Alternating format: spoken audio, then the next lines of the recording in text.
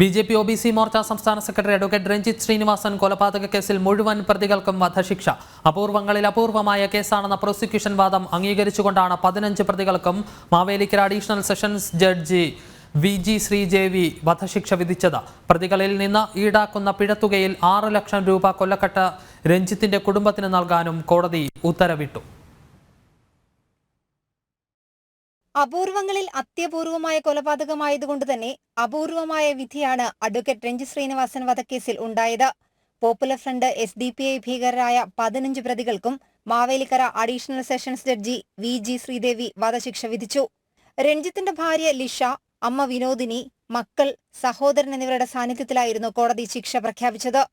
കൊലപാതകത്തിന് പുറമെ ക്രിമിനൽ ഗൂഢാലോചന, തെളിവ് നശിപ്പിക്കൽ, മരണഭയമുളവാകുന്ന തരത്തിൽ സാക്ഷികളെ ഭീഷണിപ്പെടുത്തൽ, വീട്ടിൽ അതിക്രമിച്ച് കടന്നുകയറൽ തുടങ്ങിയ കുറ്റങ്ങൾക്ക് ജീവപര്യന്തം കഠിന തടവ്, പിഴ എന്നിവയും വിധിച്ചു.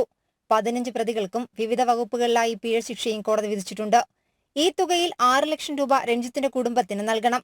ഓരോ പ്രതികൾക്കും വിവിധ വകുപ്പുകൾ പ്രകാരം ജീവപര്യന്തമടക്കമുള്ള കഠിന തടവുകളും കോടതി വിധിച്ചു. കേസിലെ 1 മുതൽ കോടതിയിലുള്ള 1 മുതൽ 15 വരെയുള്ള പ്രതികളിൽ ഇന്നേ ദിവസം കോടതിയിൽ ഹാജരാക്കിയിട്ടുള്ള 14 പ്രതികൾക്കും മരണം വരെ തൂക്കിലേറ്റാൻ ഇന്ന് കോടതി വിധിച്ചിട്ടുണ്ട്. അതുകൂടാതെ രഞ്ജിത്ത് ശ്രീനിവാസന്റെ പുരയ്ക്കുള്ളിൽ അതിക്രമിച്ച് കടന്ന് കയറി മാരകായുധങ്ങളുമായി അദ്ദേഹത്തെ ആക്രമിച്ച കുറ്റകൃത്യത്തിന് 1 മുതൽ 8 വരെ പ്രതികൾക്ക് ജീവപര്യന്തം കഠിന തടവും കോടതി വിധിച്ചിട്ടുണ്ട്. പ്രകൃതിയുടെ നീതിയാണ് നടപ്പിലായതെന്നും വിധിയിൽ സന്തോഷവും ആശ്വാസവുമുണ്ടെന്നും രഞ്ജിത്ത് ശ്രീനിവാസന്റെ കുടുംബം പ്രതികരിച്ചു. കോടതിയുടെ സംതൃപ്തിയുണ്ട്. കാരണം വെച്ചാൽ പരമാവധി നീട്ടാനുള്ള എല്ലാ മാർഗങ്ങളും പ്രതികൾ വക്കീലിനെ കിട്ടുന്നില്ല എന്ന് പറഞ്ഞു. അതിനുശേഷം മറ്റ് സ്പ്ലിറ്റ് ചാർജാണ് ഇതിൽ വന്നിരിക്കുന്നത്. 2 ചാർജുകൾ ഒന്നിച്ച് നടത്തണമെന്ന് പറഞ്ഞിട്ടുള്ള കോടതിയിൽ ഇപ്പോൾ അത് സുപ്രീം കോടതി വരെ പോയി. ഒന്നിലും ഇതില്ലാതെ എല്ലാത്തിലും നീതിപൂർവമായ ഒരു കാര്യം കണ്ടെത്താൻ പറ്റിയതിൽ വളരെയധികം സംതൃപ്തിയുണ്ട്. പ്രതികൾക്ക് പെട്ടെന്നുണ്ടായ പ്രകോപനമാണ് കൊലപാതകത്തിന് കാരണമെന്നും രാഷ്ട്രീയ കൊലപാതകമാണെന്നും അടക്കം പ്രതിഭാഗം ഉന്നയിച്ച വാദങ്ങളെല്ലാം കോടതി നിരാകരിച്ചു.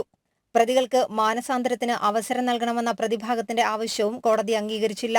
നിരോധിത തീവ്രവാദ സംഘടനയിൽപ്പെട്ട പ്രതികൾക്ക് നൽകുന്ന ശിക്ഷ മറ്റുള്ളവർക്ക് പാഠമാകണമെന്ന പ്രോസിക്യൂഷൻ വാദവും അംഗീകരിക്കുന്ന ശിക്ഷയാണ് കോടതി പ്രതികൾക്ക് നൽകിയത്.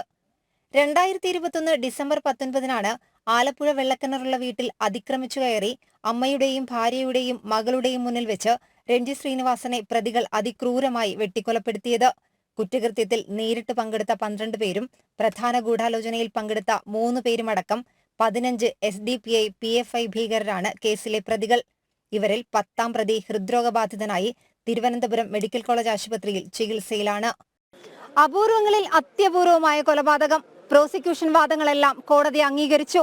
കേരളത്തിന്റെ നീതിന്യായ ചരിത്രത്തിൽ തന്നെ അടയാളപ്പെടുത്താം രഞ്ജിത്ത് ശ്രീനിവാസൻ കൊലപാതക കേസിലെ മാവേലിക്കര അഡീഷണൽ സെഷൻസ് കോടതിയുടെ ഇന്നത്തെ വിധി. മാവേലിക്കര കോടതിയിൽ നിന്നും ക്യാമറമാൻ സുമേഷ് പുന്നമടയ്ക്കൊപ്പം നിഷ ദിലീപ്, ജനം.